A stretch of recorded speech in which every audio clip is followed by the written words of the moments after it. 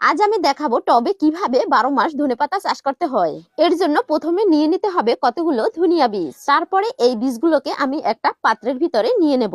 আমি এখানে 20 টাকার মতো ধনিয়া বীজ নিয়েছি। এরপরে এটাকে ভিজিয়ে রাখতে হবে। এর জন্য এর ভিতরে আমি সামান্য পরিমাণে জল দিয়ে ভিজিয়ে রাখবো।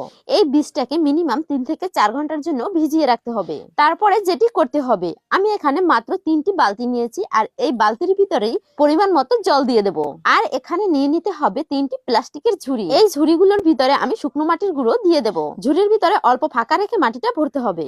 4 ঘন্টা পরে জলটা ছেঁকে এই বীজগুলোকে আমি এই মাটির উপরে বুনিয়ে নেব।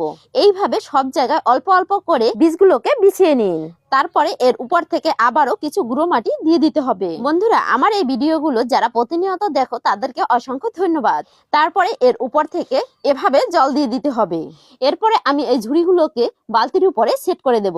দেখুন, মাত্র 1 সপ্তাহ ব্যবধানে বীজ থেকে কত বড় গাছ হয়ে গেছে। আর বোতলটি ছিদ্র করে যদি এইভাবে জল দেওয়া হয় তাহলে কিন্তু অনেক সুবিধা হবে। আপনি যদি বাড়িতে বসে এইভাবে টবে ধনিয়া পাতা চাষ করেন তাহলে কিন্তু 12 মাসই চাষ করতে পারবেন।